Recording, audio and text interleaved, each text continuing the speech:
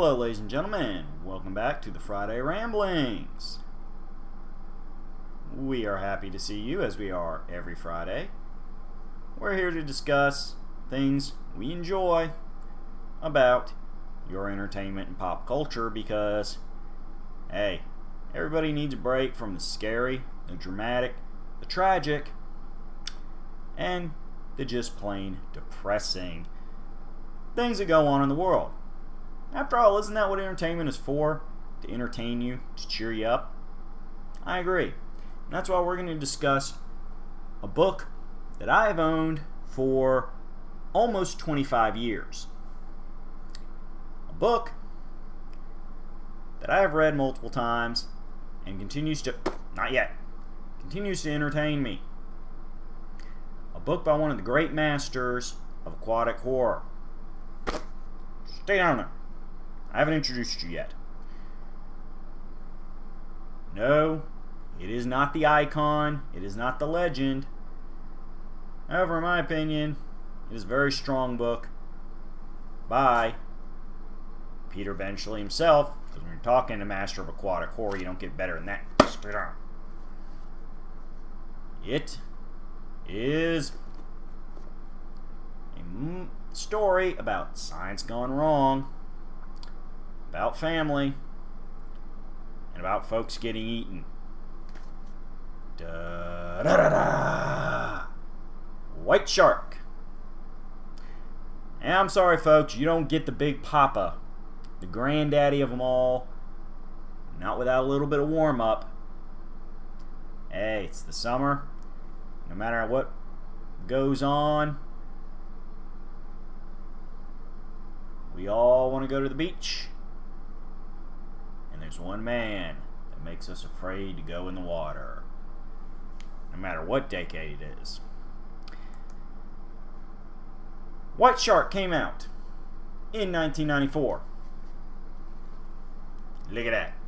Look at that cover. I love it with the big old mouth that you get put into, and then you end up like this. And as such, it was a later book by Peter Benchley. It gets a little more sci-fi than many of his books, which tend to focus on taking stuff that is very real, such as a maybe a little bit bigger than average great white shark, or in the case of another one of his books that we may just discuss before the end of the summer, a big old nasty squid. Here, he goes full-blown sci-fi. Well, not full-blown, because then you'd have aliens and outer space and pew-pew, pew-pew lasers.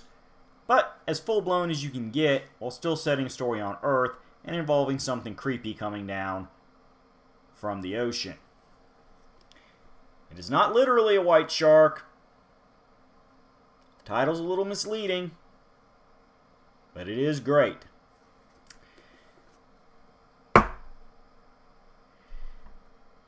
Now, White Shark was adapted into a 1997 miniseries that was retitled Creature, and starred Craig T. Nelson, Kim Cattrall, and Matthew Carey. A lot of changes were made to the story.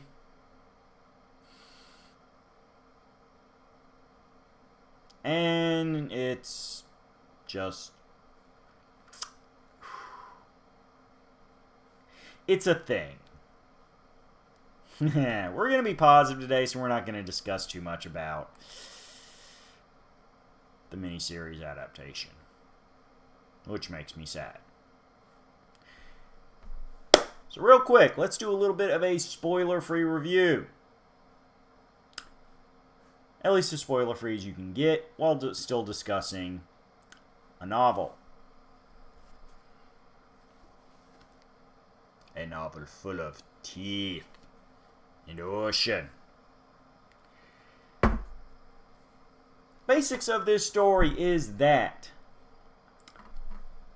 Back during World War II, among the many crazy science things that were going on in Nazi Germany, they were working on a amphibious soldier.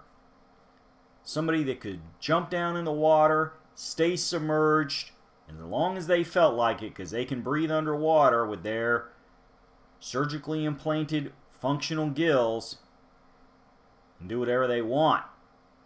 Sneak onto the coast in the dead of night, spy on enemy submarines, maybe even plant bombs on the outside of them. You never know.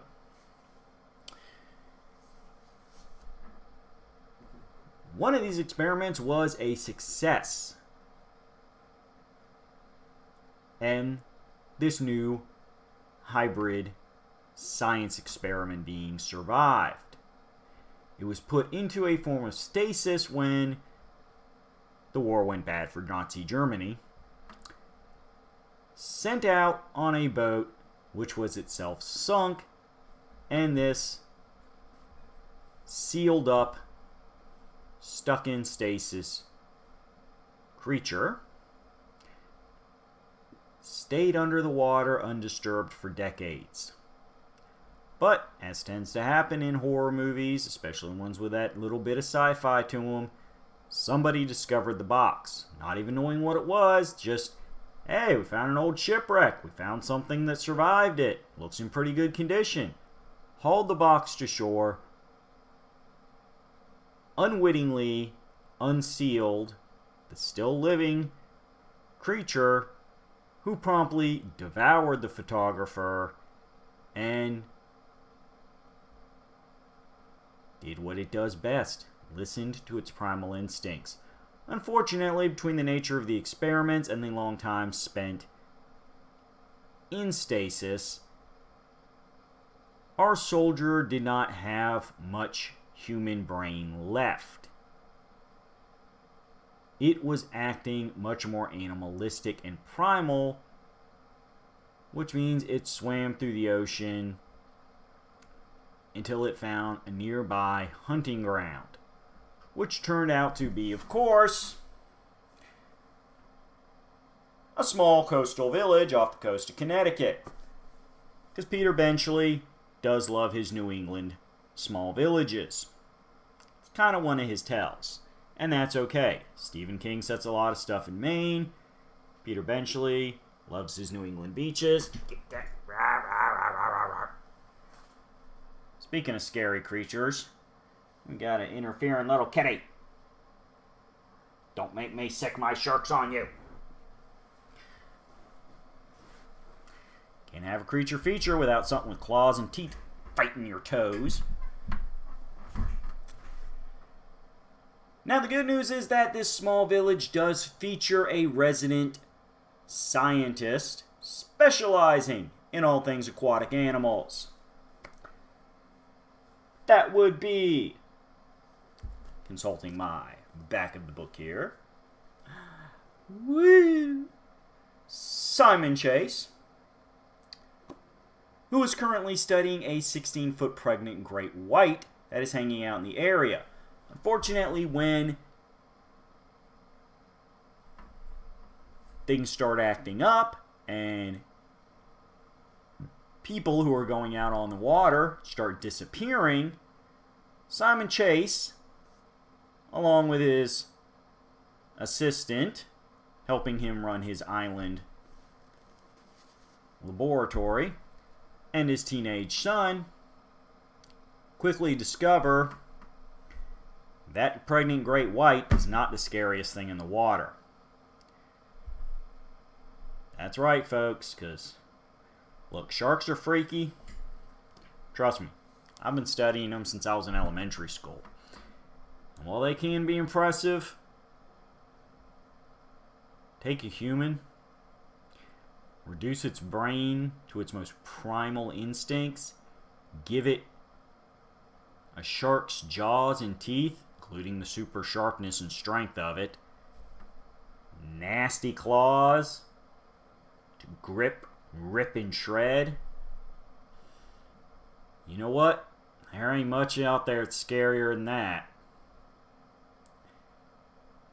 It's not part of the food chain. It's nothing Mother Nature intended. So no matter where it decides to stake out a hunting ground, it's going to throw everything into chaos. As I said, it does start very quickly eating people. Some of the notable highlights are the teenager who's apprenticing on a commercial fishing boat to make a little money for the summer and hating every minute of it, because there's nothing glamorous about gutting fish, especially when you're gutting fish by the dozen. And I ain't talking about teeny little cranfish. I'm talking like big old trophy suckers, big old blues, big old take you out kind of things. Now, that wasn't all fun and games. We also get a bit of an expanded cast besides those three because, hey, who wants to read a book that's just about a bunch of sweaty men? That's right, we do get a couple females. As well as a Holocaust survivor who was aware of the Nazi scientist experiments and is the one who helps Simon Chase put all the keys together by providing him with that first-hand account of just what was going on back in the 40s.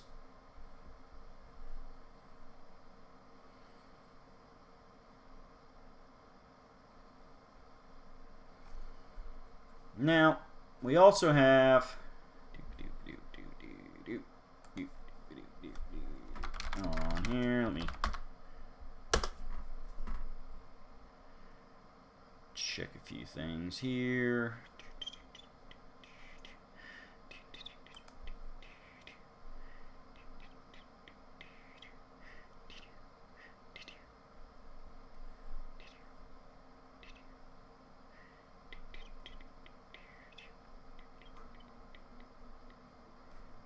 That's not going to help me.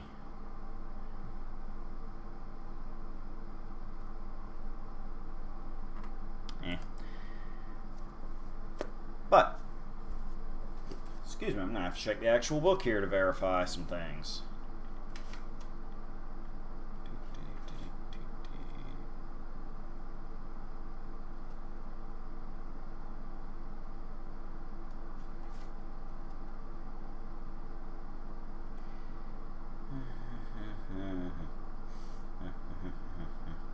Come on, come on.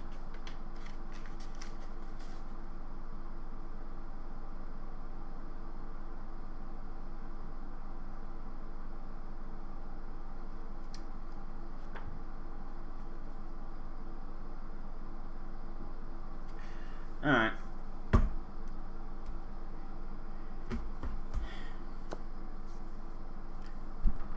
Among the various cast and crew helping Simon Chase save the day is a female scientist specializing in the study of seals. The wonderfully intelligent and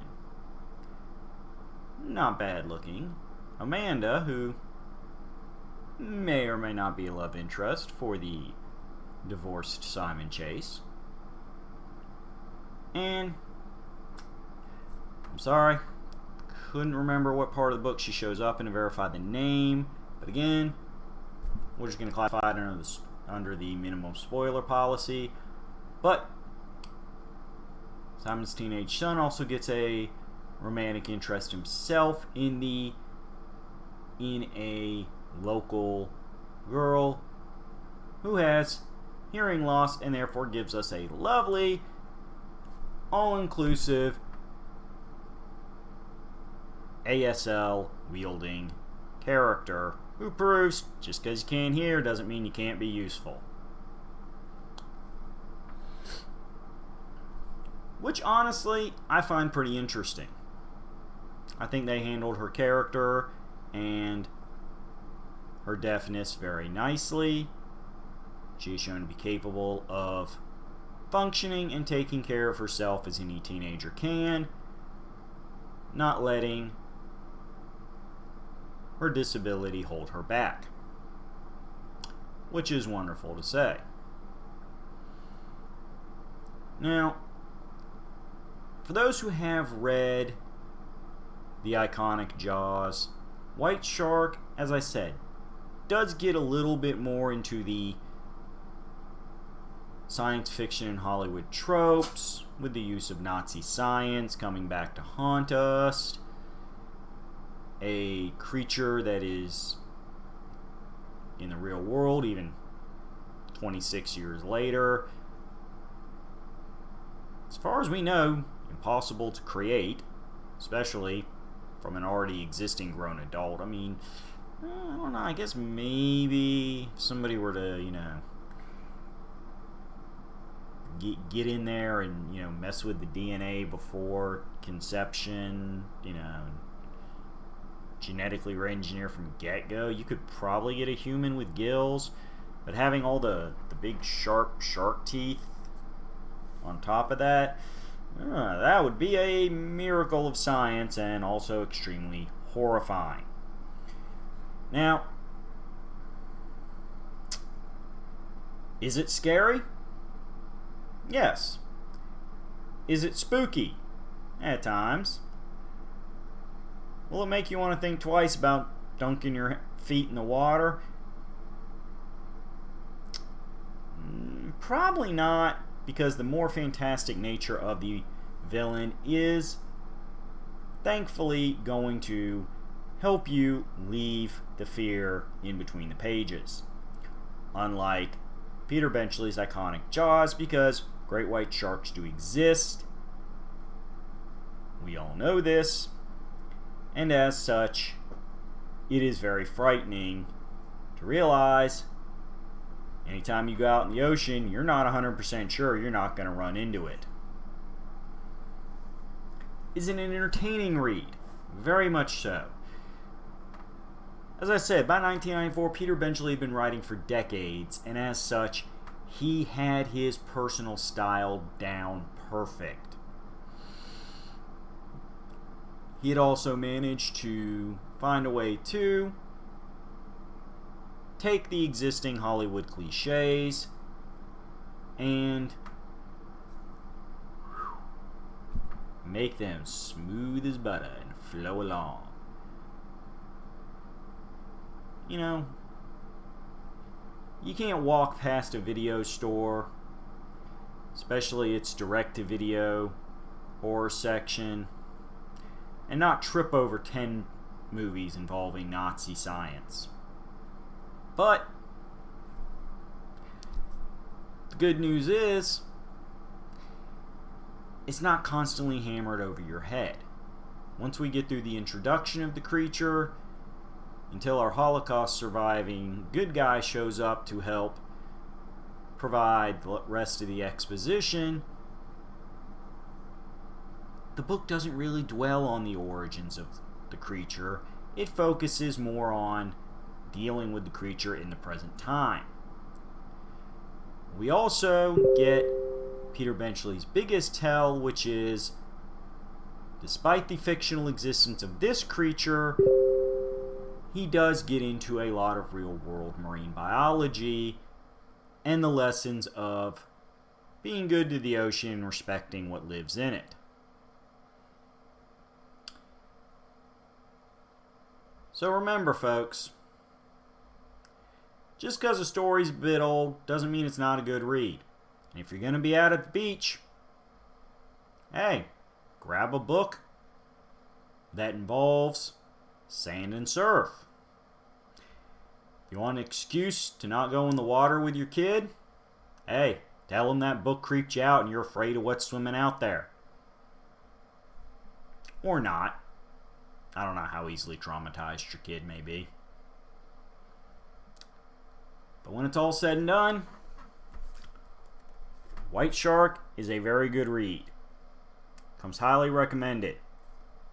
Don't go dig up the TV miniseries, though. No good. Too many changes. Bad. Although Craig T. Nelson is an excellent actor, and none of the sins of the TV series are his fault. Wonderful actor. Poltergeist was the bomb. Coach was a great sitcom. Dun-dun, dun-dun, dun-dun, dun-dun, dun-dun, dun-dun, dun-dun-dun. So are we going to discuss more Peter Benchley before the summer season is over? Yes, we are. Are we going to discuss the granddaddy of them all, the original summer blockbuster, the movie that inspired generations of shark-killing phobias? Yes, we are. But we're not going to discuss it tonight. You got to wait until another Friday. In true Hollywood horror fashion, we're going for a trilogy. The Benchley Summer Scare trilogy has begun, folks. And that means you don't have to be afraid of the water, and you don't have to be afraid of the Friday ramblings, but you may have to be afraid of missing these reviews, because we are not meant to be in the water. We are land creatures. What's in the water does not fear us. What's in the water eats us.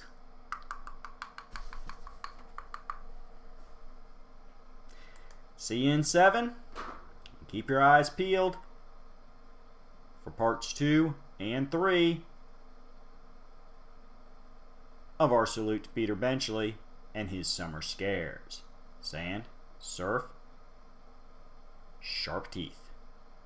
It's all gonna get you, folks.